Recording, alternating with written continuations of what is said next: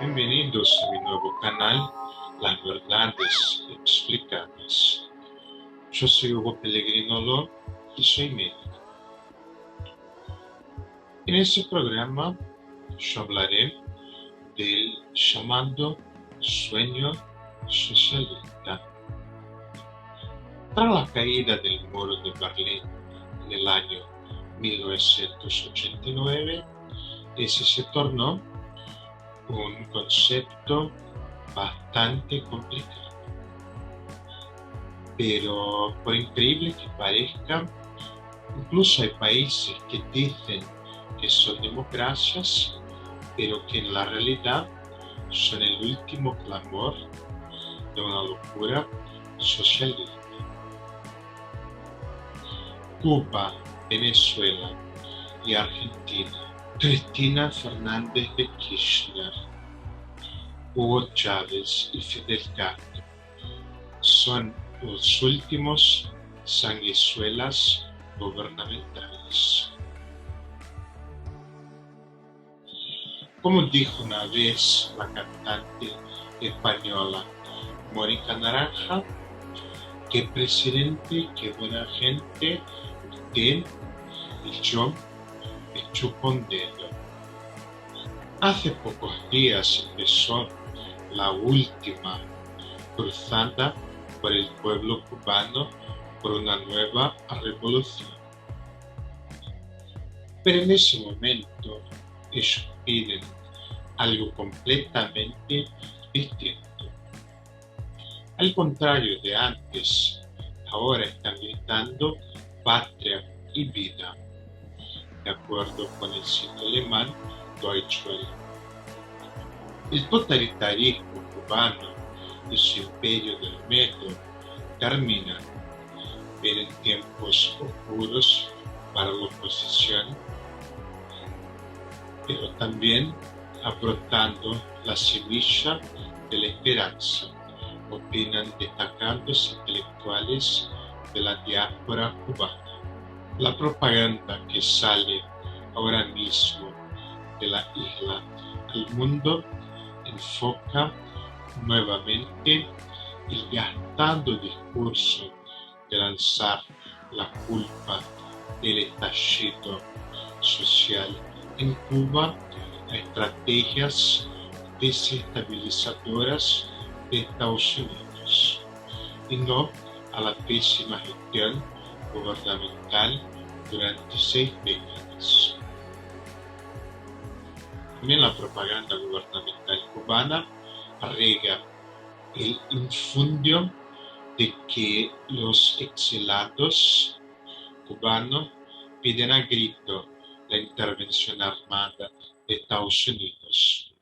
Un reclamo que efectivamente existe, pero solamente en una pequeña parte de las personas que están en el exilio, intentando esclarecer qué piensa la diáspora cubana. Deutsche Welle pidió a reconocidos intelectuales cubanos residentes fuera de la isla. Ismael Zambra es un escritor y expresor político cubano que reside en Canadá. Él dijo: lo que hace inéditas esas protestas masivas del pueblo cubano contra la tiranía castrocomunista es que surgieron de manera bastante espontánea en varias ciudades de Cuba, casi que al mismo tiempo. El pueblo ya no aguanta más. No hay dudas de que ellos quieren cambios.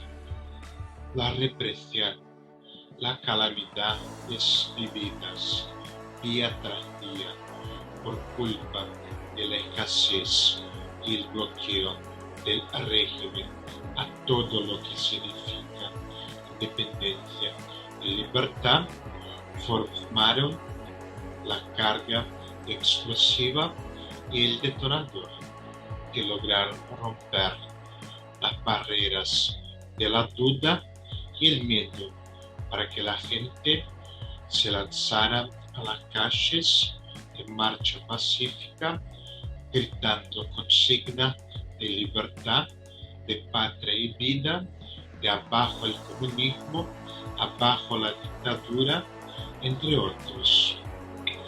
Algunos noticieros han tergiversado con malsano propósito el significado de esas protestas. Achacan todo al embargo norteamericano y al COVID-19, pero la realidad es otra. Es la realidad de los que han vivido sumisos bajo el yugo de la doble moral, de pensar una cosa y expresar otra durante los 62 años que ya dura la dictadura en Cuba. Eso ha dañado seriamente la conducta del cubano. Tendrán que pasar muchos años para que sanen las heridas, pero ese momento inicial de explosión social nos muestra que ya comenzó el conteo y con la libertad, la prosperidad y la democracia llegará la cura total.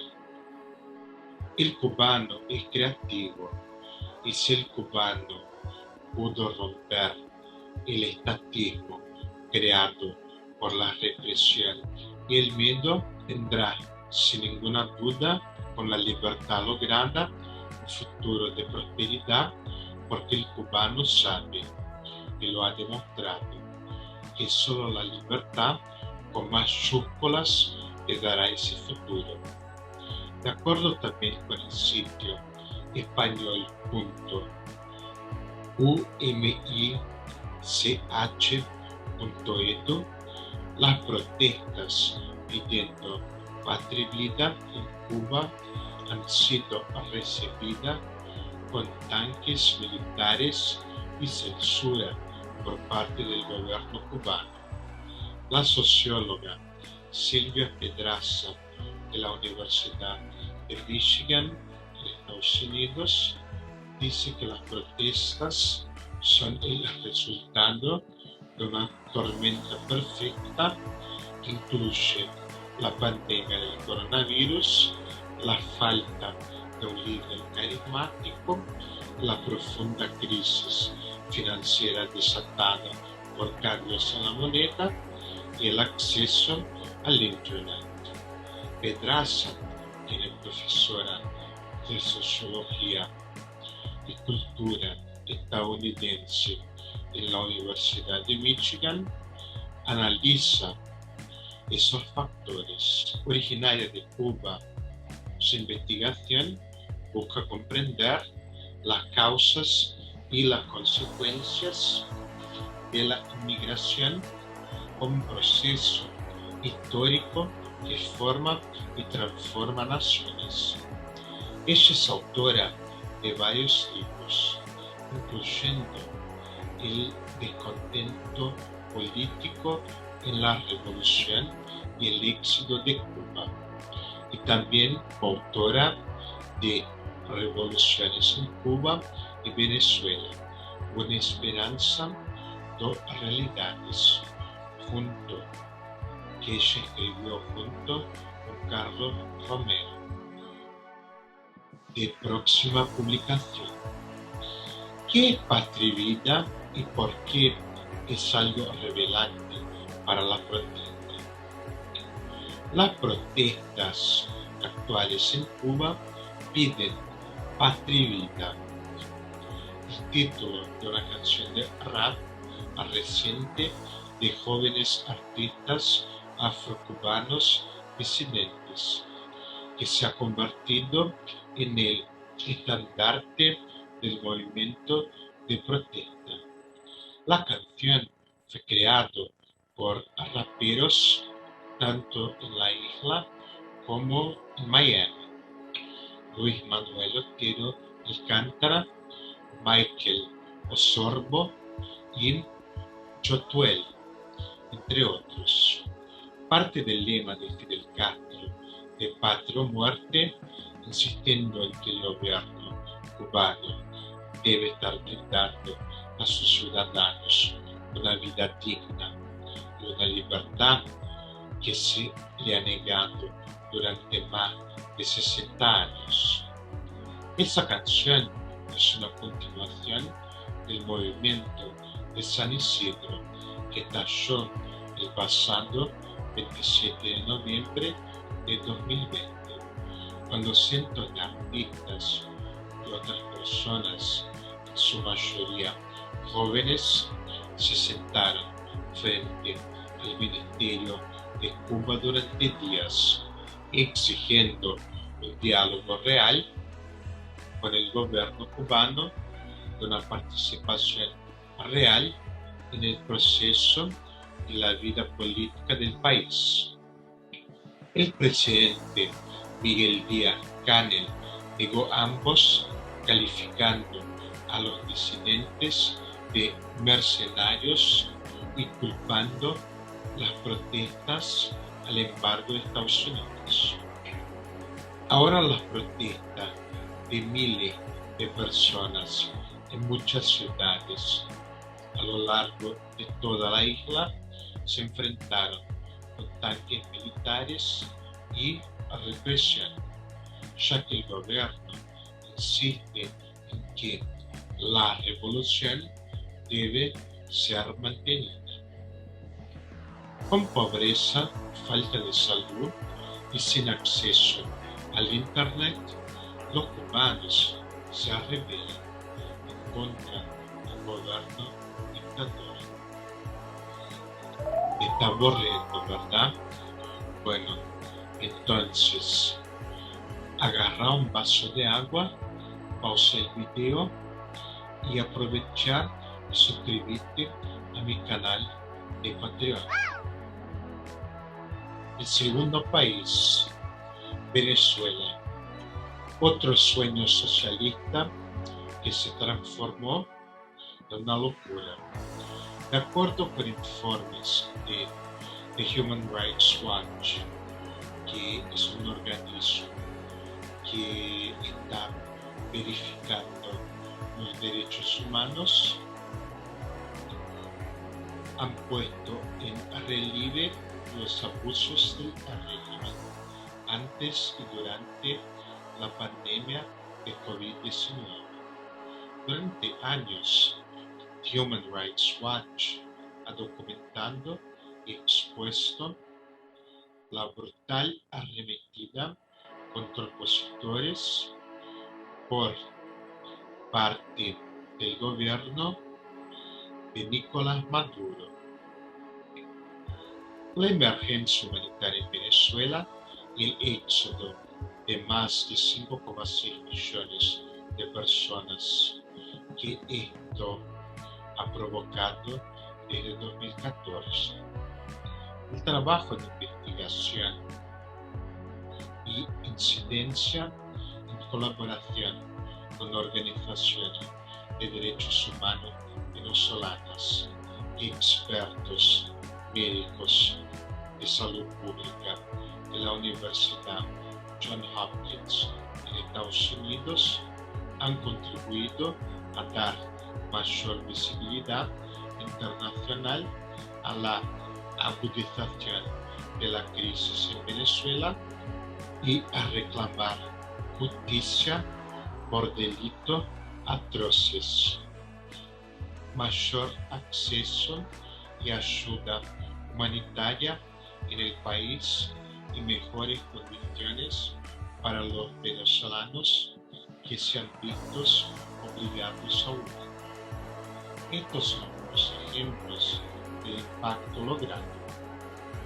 Transmitir los hallazgos sobre las atrocidades cometidas por la Fuerza de Seguridad venezolanos o organismos internacionales que luego concluyeron sobre la base de esta y otra información, que había evidencia que sugería que se habían cometido crímenes de lesa humanidad en Venezuela. Proveer una respuesta humanitaria internacional y política más contundente, que desde entonces ha contribuido a que llegue más ayuda al pueblo venezolano. El trabajo ha sido citado directamente por la administración de Joe Biden, o sea, el actual presidente de Estados Unidos, para otorgar estatus de protección temporal a venezolanos que viven en Estados Unidos, y por el organismo de refugiados de Brasil para conceder estatus legal a miles de venezolanos. La pandemia del COVID-19 ha hecho que la crisis se vuelva aún más urgente. En mayo de 2020, junto con expertos de la Universidad Johns Hopkins, fue presentado un segundo informe conjunto, el cual documentó que el presunto número de casos confirmados de coronavirus en Venezuela probablemente era mucho más elevado que la cantidad informada por las autoridades, considerando la disponibilidad limitada de pruebas de detección confiable, la escasa transparencia gubernamental y el hostigamiento de profesionales médicos y periodistas que informaban sobre el tema. Las condiciones de hacinamiento en zonas de bajos recursos y cárceles, así como el acceso limitado al agua en hospitales y viviendas, aumenta la probabilidad de que el virus que causa el COVID-19 se propague dentro del país. El 23 de junio de 2021, las autoridades venezolanas habían informado sobre 263.372 casos positivos y 2.389 muertes por COVID. Para hacerla corta, millones de venezolanos migraron a distintos países del mundo. Ahora, el último y quizás el más trágico ejemplo: Argentina. Con un presidente con el apodo Albert Títere, en Argentina el presidente Alberto Fernández fue elegido a fines de 2019 con una presidencia nada más que armada por la expresidenta Cristina Fernández de Kirchner. De acuerdo con el canal británico BBC, la decisión del presidente Alberto Fernández de suspender las clases presenciales en Buenos Aires ha generado una ola de protestas y causas judiciales. Cuando llegó el coronavirus en 2020, el país ya estaba en recesión, con una de las mayores tasas de inflación y una de las monedas más devaluadas del mundo, además de una crisis de deuda. El temor al COVID-19 y la prolongada cuarentena que ordenó el gobierno para tratar de frenar la pandemia provocaron una contracción económica de casi el 10%. La cifra es un punto menor a la caída del Producto Interno Bruto que sufrió Argentina durante la crisis del año 2001-2002. Hasta ahora, la peor de la historia, cuando más de la mitad de la población cayó por debajo de la línea de pobreza.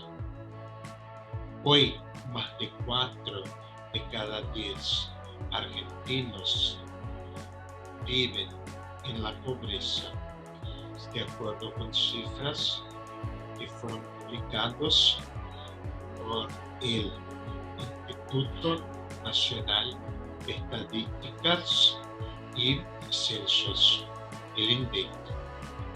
A pesar de que la frontera entre Argentina y Uruguay estuvo cerrada al turismo desde el mes de marzo de 2020 por la llegada del coronavirus a Sudamérica, según cifras de Dirección Nacional de Migración citado por medios locales. Desde entonces, alrededor de 30.000 argentinos cruzaron a Uruguay. Si bien el ministro del Interior uruguayo no le respondió a la BBC sobre cuántos están tramitando su permiso de residencia, tanto el embajador uruguayo en la Argentina, Carlos Encino, como el cónsul uruguayo en Buenos Aires, José Luis Corbelo, declararon a la prensa que se procesan unos 100 trámites semanales y hay incluso reportes de que las solicitudes pueden ser aún más altas. Medios que han cubierto el tema, entre ellos los británicos The Guardian y The Economist, calculan que son unas 20.000 personas. Además, no solo los porteños, que son los argentinos que vienen de la capital, Buenos Aires, parecen estar interesados en mudarse a Uruguay. El diario La Capital de la provincia de Rosario informó que en el consulado uruguayo en esa ciudad se triplicaron las consultas para hacer la residencia y en otros lugares, como Mendoza, también se reportó un récord de consultas. La pandemia. En cualquier caso, la razón por la que ese asunto se está haciendo tanto ruido es que la situación a ambos lados del Río de la Plata hoy no podría ser más distinta. Y es que para algunos argentinos, en especial los que tienen alto poder adquisitivo, Uruguay se ha transformado en un lugar de refugio tanto del coronavirus y también de las restricciones que trajo, como la de política y la crisis económica en su país. Mientras que a comienzos de octubre de 2020, Argentina se había convertido en el sexto país del mundo con más casos de coronavirus, ya había superado los 900.000. Uruguay, que tiene apenas el 8% de la cantidad de habitantes, tenía como 2.300 infectados en aquel momento. También la cifra de muertos es abrumadoramente diferente. A momentos de hoy, el 21 de julio de 2021, hay más de 100.000 muertos en la Argentina, contra unos 5.900 en Uruguay. Pero incluso si no se le toma en cuenta el tamaño de la población, la situación de la pandemia en Uruguay es muchísimo mejor. Ahí hubo apenas 14 muertes por cada millón de habitantes, contra cerca de 540 por millón en la Argentina. No obstante, no fue la situación sanitaria que se deterioró en Argentina a partir de agosto del año pasado, 2020, la que llevó a muchos argentinos a mudarse.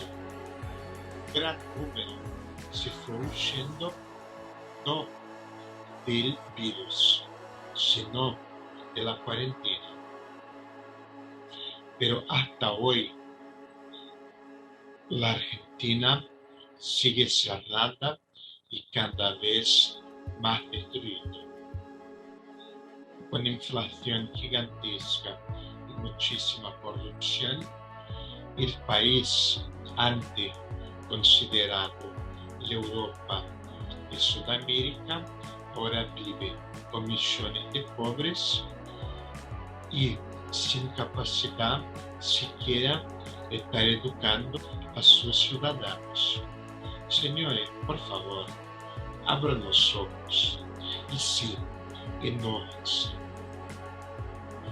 Como siempre, muchísimas gracias por mirar el programa. Les invito a que me ayuden en mi link de Patreon para que yo pueda seguir subiendo más videos. El link está en mi canal y por supuesto dame un like y suscríbete a mi canal. Si tienes alguna duda, contactame por mi dirección de mail hugo.loh@gmail.com. Como siempre, muchísimas gracias por mirar al programa.